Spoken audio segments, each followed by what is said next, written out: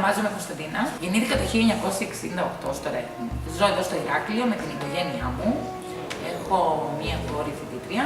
Εργάζομαι στα γραφεία της δεύτερης δημοτικής κοινότητας ως γραμματιακή υποστήριξη. Από μόνη μου γράφτηκα στο 4ο τέλες Περνό Ηρακλείου, όπου μου έδωσε την ευκαιρία αφενός να μπω στην εργασία μου με γραπτό διαγωνισμό του ΑΣΕΠ και αφετέρου να περάσω και στη σχολή του ΤΕΗ Ηρακλείου, στο τμήμα διοίκησης συνεταιρισμών και μετά με καταρτήσει στο τμήμα λογιστικής. Πριν διοριστώ, δεν είχα καμία επαφή με το δημόσιο.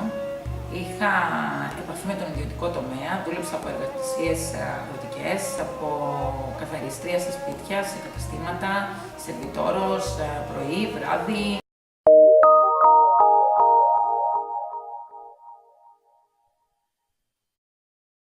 Το σχολείο μου άρεσε πολύ. Μ' αρέσανε πάρα πολύ οτιδήποτε μάθημα είχε με τα μαθηματικά. Και οτιδήποτε μάθημα έδινε την ευκαιρία να αναλύσουμε τη γνώμη μας και τις προτάσεις μας. Έκθεση ιδεών, ανάλυση νεοελληνικών κειμένων. Το σχολείο το διέκοψα στην ηλικία που έπρεπε να συνεχίσω για δευτέρα ηλικίου. Ήθελα να γραπτώ στο ΤΕΛ, στο τμήμα λογιστικής, αλλά οι αντιλήψεις του κοινωνικού μου χώρου ήταν ότι επειδή ήμουν άριστη μαθήτρια, δεν έπρεπε να επιλέξω κάτι τέτοιο και ένα εγωισμό το άφησα στην ουσία. Δεν έζησα από κοντά αντιδράσεις των καθηγητών μου, των συμμαθητριών μου. Πιστεύω ότι οφείλεται στο γεγονός ότι άλλαξα απόλυτα. Είχα πάρα πολύ καλές σχέσεις μαζί τους και υπήρχε μια αμοιβαία εκτίμηση και είμαι σίγουρη ότι θα προσπαθούσαν να με επηρεάσουν και να συνετήσουν. Ήμουν λοιπόν σε μια φάση της ζωής μου που και η αναζήτηση καινούριων εμπειριών μακριά από το χώρο του σχολείου δεν με ανησυχούσε. Πίστευα ότι ήταν ένα ιδιαίτερο μάθημα που ήθελα να το λάβω. Και προσπαθούσα να ανταποκριθώ σε μια καθημερινότητα που με πείσμωνε και έλεγα θα τα καταφέρω. Όμως το κόστος ήταν πάρα πολύ μεγάλο. Η κούραση μετά από κάθε τι που κατάφερνα ήταν τόσο μεγάλη που δεν προλάβαινα να απολαύσει τίποτα. Δεν ξέρω αν θα είχα τις ίδιες ευκαιρίες ή καλύτερες ευκαιρίες αν τελείωνα το σχολείο σε κανονική ηλικία.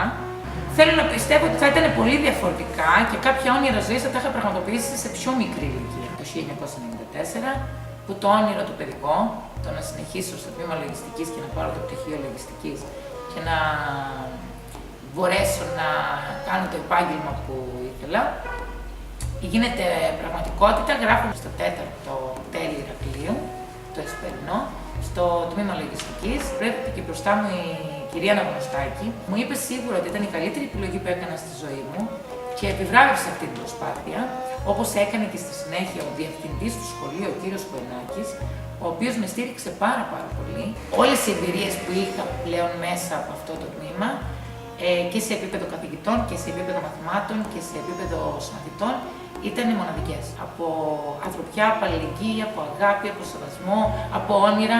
Ήμασταν 11 άτομα που θέλαμε και τα 11 να περάσουμε στις σχολές. Το 1997 πήρα το πτυχίο του 4ου τέλους Περνού τμήμα λογιστικής, με το οποίο και συμμετείχα σε γραπτές εξετάσεις πανελλήνιες. Πέρασα στο ΤΕΗ Ηρακλείου, στο τμήμα διοίκησης συνεταιρισμών, που ήταν η πρώτη μου επιλογή.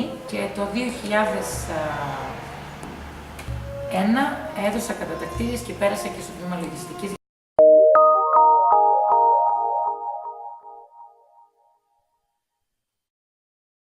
Δεν μπορώ να παραβλέψω τον πλούτο εμπειριών που έλαβα μέσα στην αγωνία μου να προσπαθώ να τα βγάλω πέρα μόνη μου, χωρίς τις ιδιαίτερες γνώσεις και σε χώρους εργασίας που πολύ συχνά έλειπε ο σεβασμός, η εκτίμηση, τα χρήματα. Έμαθα πάρα πολλά πράγματα. Έχασα όμως την παιδική αθωότητα, τα παιδικά όνειρα, τις παιδικές ανησυχίες. Για να παροτρύνω ένα παιδί να μην πάρει μια τέτοια απόφαση της ζωής, που θα του δημιουργήσει άλλες δυσκολίες, θα του έλεγα ότι να σκεφτεί πρώτα απ' όλα τι θα ήθελε από τα δικά του παιδιά. Και πάντα αυτό ήταν αρχή μου. Όταν διαφωνούσα με την κόρη μου, της έλεγα αυτό θα έβαζες, θα ήθελες από το δικό σου παιδί.